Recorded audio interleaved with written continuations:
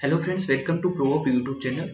Day 59 का हम first question देखेंगे। ओके, और इस क्वेश्चन को यूपीएससी ने 2018 में पूछा है। कि बेसिक क्वेश्चन है और इस टाइप से क्वेश्चन आप लोगों ने 11th-12th में भी किए होंगे।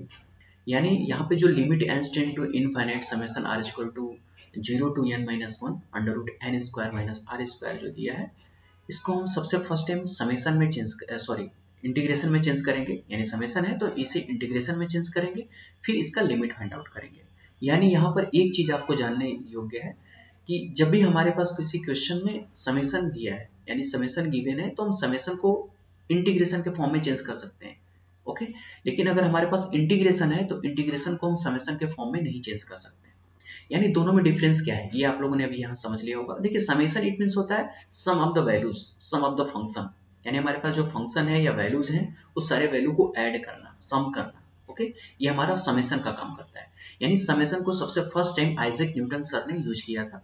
यानी आप जब डिफरेंशियल ज्योमेट्री पढ़ेंगे, आप लोग अगर एमएससी कर रहे होंगे या हमें लगता है कि कहीं कहीं पे जो ग्रेजुएशन का सिलेबस है वहाँ पे भी डिफरेंशियल ज्योमेट्री है, तो डिफरेंशियल ज्योमेट्री में आप लोगों को समेशन का मतलब समझ में आएगा, जहाँ पे न्यूटन सर ने बखूबी इसको यूज किया था और इसी समेशन को फिर आगे चल के फिजिक्स में भी यूज किया गया। ओके, अब जो यहाँ पर इंटीग्रेशन का मतलब होता है, इंटीग्रेशन जैसा आप जानते हैं, integration it means the sum of the slope. यानी हमारे पास कोई फंक्शन है, अगर हम कहें कि हमारे पास कोई फंक्शन इस तरीके से गिवन है, तो इस फंक्शन का जो स्लोपिंग है, उस स्लोपिंग का जब हम सम करते हैं उसे हम कहते हैं इंटीग्रेशन ऑफ फंक्शन। ओके, यानी फंक्शन का जब हम इंटीग्रेशन करते हैं तो it means the sum of the slope करते हैं। यानी आप जब रिमान इंटीग्रेशन पढ़ेंगे ना, तो रिमान इंटीग्रेशन में सबसे बखूबी तरीके से यूज किया गया है इंटीग्रेशन का। वहीं से हमें इंटीग्रेशन का बहुत सारे मतलब भी पता चल के आते हैं कि हम जब हमारे पास कोई फंक्शन होता है तो फंक्शन के स्लोप को हम किस तरीके से अरेंजमेंट करते हैं। ठीक है, बाकी ये क्लासेस की चीजें हम उसे बाद में देखेंगे। फिलहाल क्वेश्चन देखते हैं। ओके, कुछ बेसिक टर्म था, मुझे लगा कि शायद इसे बता देना चाहिए आप लोगों को, तो चलिए स्टार्ट करते हैं ये क्वेश्चन। ओके, देखिए हमारे पास क्वेश्चन था कि limit n tends to infinite summation r equal to 0 to n minus 1 under root n square minus r square.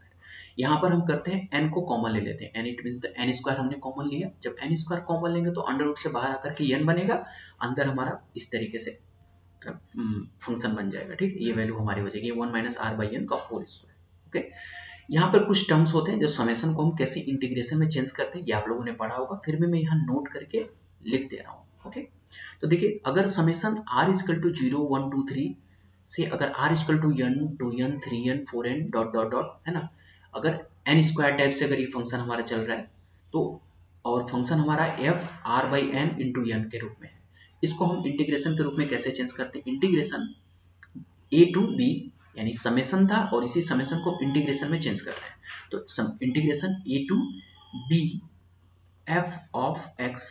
Okay, अब x क्या है? x की वैल्यू देखिए r बाई n है, अब इसे ध्यान रखना होगा। यानी f of x is a r by n और n is what? n is a dx। Okay, यानी यहाँ पर जो x है, x क्या है? आपका r बाई n है, इसे ध्यान रखें, क्योंकि अब x के अनुसार ही हम लिमिट, यानी a b जो लिमिट है, लोअर और अपर लिमिट, इसको चेंज करेंगे हम x के अनुसार ही। जैसा x होगा, x की जिस तरीके से वैल्यूज यहाँ पे गिवन है उसी वैल्यूज की तरह हम चीजों को चेंज करेंगे। ओके, तो ये हमारा बेसिक फॉर्मूला हो गया। अब इसी बेसिक फॉर्मूले पे हम चेंज करते हैं, इसका यूज करेंगे।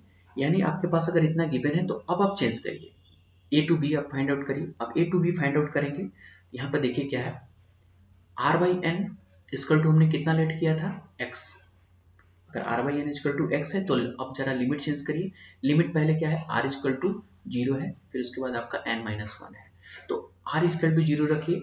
यानी जब यहाँ पे r इक्वल टू 0 रखेंगे, r इक्वल टू 0 पुट करेंगे तो x की वैल्यू कितनी होगी? x इक्वल टू आपका आएगा 0 अपॉन n कितना होगा? n is tends to infinite. यहाँ देख रहे हैं n is tends to infinite, तो ये इनफाइनाइट हो जाएगा। इक्वल टू कितना आएगा? 0। यानी x कहाँ टेंड कर गया? x इक्वल टू 0 हो गया, यानी x टेंस टू 0 हो गया। ओके, फिर हम r की वैल्यू रखते हैं। r की वैल्यू n माइनस 1 है, तो चलिए यहाँ पे r की वैल्यू n माइनस 1 रख दीजिए। यानी आप r इक्वल टू रखिए, मैं यहीं पे रखता हूँ, r इक्वल टू हम n माइनस 1 रखेंगे। Okay, sorry, x equal to हो जाएगा n माइनस 1 अपॉन, अब कहाँ तक है n की वैल्यू n हमारे पास, यानी कि r बाई n है, तो n की वैल्यू यहाँ यानी रखिए। अभी हम इसे कैलकुलेट करते हैं पहले, तो इसे जब आप कैलकुलेट करेंगे तो बनेगा 1 माइनस 1 अपॉन एन। ओके, अब एन कहाँ तक है, N is a tends to infinite, तो एन की वैल्यू यहाँ पे इनफाइनाइट पुट कर दीजिए। जैसे ही आप यहाँ पर एन की वैल्यू इनफाइनाइट पुट करेंगे तो यहाँ देख लेते हैं क्या आएगा, यानी आपका x इक्वल टू कितना आ गया, x equal to 1 minus 1 upon N आया। एन की वैल्यू इनफाइनाइट रखेंगे, एन टेंस टू इनफाइनाइट, तो इसकी वैल्यू कितनी आ जाएगी 1, यानी 1 upon infinite equal to 0। Okay, तो एन की वैल्यू x की वैल्यू यहाँ पे कितनी निकल गई 1, यानी आपको x मिल गया, यानी आपका x कहाँ से कहाँ मिल गया, x जो है वो 0 हो गया और फिर x की वैल्यू कहाँ हो गई 1 हो गई। ओके, यानी आप अगर प्रीवियस में जाकर के देखिए तो जब आपकी लोअर लिमिट यानी r इक्वल टू 0 रखा तो 0 आया, तो लोअर लिमिट हमारा कितना हो गया 0 हो गया। फिर r की वैल्यू आपने n माइनस 1 रखा यानी अपर लिमिट, तो b की वैल्यू निकलेगी और b निकला आपका 1। अब इसे पुट कर दीजिए, यानी इंटीग्रेशन ओवर 0 टू 1 हो गया। Okay, under root 1 minus X square, क्योंकि r बाई एन को आपने कितना लेट किया था x, और n की वैल्यू कितनी हो गई dx, ये हो गया। अब ये बेसिक आपका क्या आ गया फॉर्मूला है, और इस फॉर्मूले को आप सॉल्व कर लीजिए। आप लोगों ने किया भी होगा, यानी ये फॉर्मेशन कैसा होता है, फॉर्मेशन होता है a to B under root A square minus X square dx का। ओके, इसका इस फॉर्मूले को आप लोगों ने पढ़ा होगा, और नहीं पढ़ा होगा तो इसको फाइंड भी किया होगा, यानी इसको फाइंड करने के लिए आप लोगों ने यूज किया होगा फर्स्ट और सेकेंड इंटीग्रेशन। ओके, यानी a टू बी आप यहाँ पर under root A square minus X square into 1 let कर लीजिए dx। ओके, तो फर्स्ट और सेकंड इसको फंक्शन मान लीजिए, फर्स्ट सेकंड फंक्शन का यूज करके इंटीग्रेशन आप फाइंड कर लीजिएगा। ठीक है, ये बेसिक है, आप मैं ये नहीं बताऊंगा, मैं डायरेक्ट फार्मूला लिख दे रहा हूँ। ओके, आप इसे किए होंगे, तो अगर आपको डायरेक्ट फार्मूला आ रहा है तो आप यहाँ लिख दीजिए, नहीं आता तो फिर आपको ये कैलकुलेशन करना पड़ेगा फर्स्ट और सेकंड मान करके। ठीक है, ये आप लोगों ने फर्स्ट और सेकंड इंटीग्रेशन आप लोगों ने किया होगा, तो उसे करके आप इसे फाइंड आउट करना पड़ेगा। तो फिलहाल हम यहाँ पे इसका फॉर्मूला लिखते हैं और वहीं से डायरेक्ट क्वेश्चन को फाइंड आउट करते हैं। तो हमारे पास इसका फॉर्मूला, यानी आप इसको क्या लिख सकते हैं, इसे आप लिख सकते हैं a0 to 1 अंडर रूट 1 का स्क्वायर माइनस x का स्क्वायर dx। ओके, ये बन गया आपका। अब 1 की a की जगह क्या है 1 है। ओके, तो हम इसे रखेंगे। अब चलिए फाइंड आउट करते हैं, यानी हमारा क्या बना फॉर्मेशन जो बनेगा, नेक्स्ट पेज पे देखते हैं। नेक्स्ट पेज पे हो जाएगा, यानी 0 to 1 under root 1 minus X square. हम जरा a लिख करके यहाँ पे फॉर्मूला देख देते हैं कि a square minus X square का फॉर्मूला कितना होता है। इसका जो आपको फॉर्मूला होता है वो है x upon 2, okay, under root a square minus X square plus a square by 2, okay, sine inverse x upon a। Okay, ये इसका फार्मूला होता है, बेसिक फार्मूला। अब यहाँ पर a की जगह कितना है आपका 1 है, तो आप इसमें रख दीजिए, पुट कर दीजिए 0 to 1 under root 1 minus X square. अब रखिए जहाँ जहाँ पर आपका a है वहाँ 1 पुट कर लीजिए, तो x अपॉन 2 इस यहाँ पे ये भी लगा दीजिए, लिमिट को भी एक बार लिख दीजिए ताकि पूरी तरह से समझ में आएगा।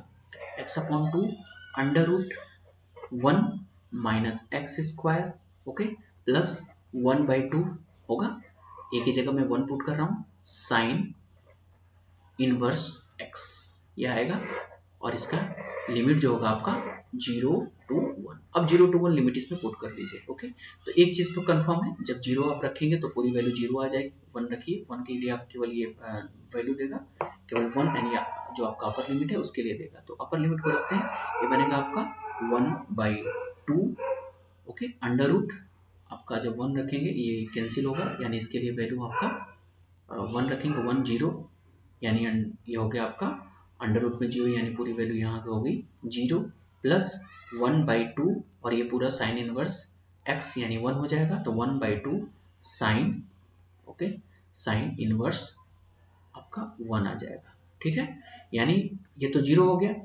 ये हो गया 1 बाई 2 साइन इनवर्स 1, ओके, यानी आ गया आपका साइन इनवर्स 1 अपॉन 2, ये हो गया इसका आंसर। ओके, आई होप कि ये चीजें आपको समझ में आई होगी। बेसिक था, बस नॉर्मल क्वेश्चन था, बेसिक फार्मूले थे, बेसिक चीज़ें थी। अगर आप लोगों को इतना चीज़ें आता है तो आप यूपीएससी में 10 नंबर आप आराम से यानी आसानी से गेन कर सकते हैं। ओके, आई होप ये चीज़ें आपको समझ में आई होंगी। आप कमेंट करके बता सकते हैं कि आपको कहाँ पे प्रॉब्लम हो रही है। ओके, तो मिलते हैं नेक्स्ट वीडियो में। Thank you for watching.